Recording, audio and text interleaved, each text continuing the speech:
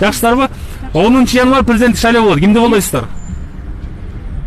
Кимди колдойм? Кудай колдогонду колдойм. Сиз кимди колдойсуз? Элдин баары эле Садыр Жапаровду отур. Ошону колдойсуз? Ошону колдойбуз да. Сиздар? Ооба. Анан ошо эл колдогондо.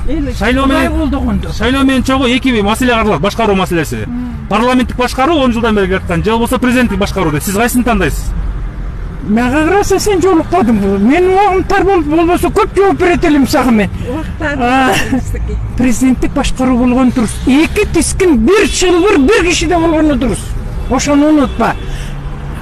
Сен аттын башын карма. Анан кийин чылбырын бирөө кармаса, дагы бирөөнү тарса ошол ат каяка барат.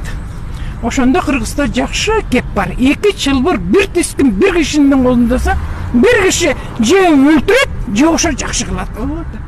Президенттик башкаруу значит. Президенттик башкарууду каалайм. Парламенттик башкаруу менен 30 жылдан бери өлүп тыгылып калдык.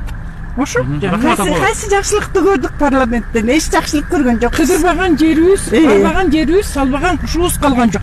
Мына балдарым жумушак, келин жети баласы жок, жумушак, үйдө отур мугалим.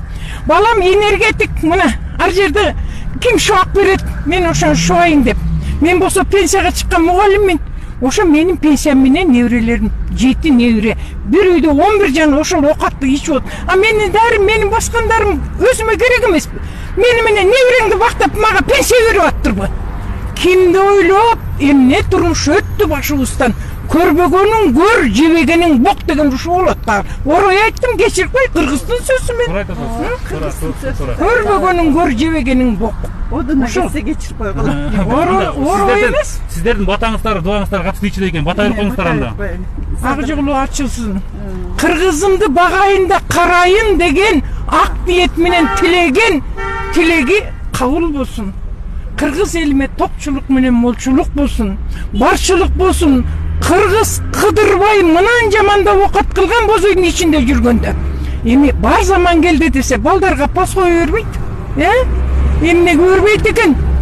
Кудай, пейилимди алганча өзүңдү ал дегендей пейили кетип калган жаман адамдар барып, жалмап Кыргызстанды жутуп бүткөндө Садырды Кудай жибердиби деп ойлоп атам кабылай. Мен билбейм, Кудай билет. Садыр чын пейили менен келген жолу болсо, ак жолу ачылсын. Кыргыз элинин бактысы кырсын.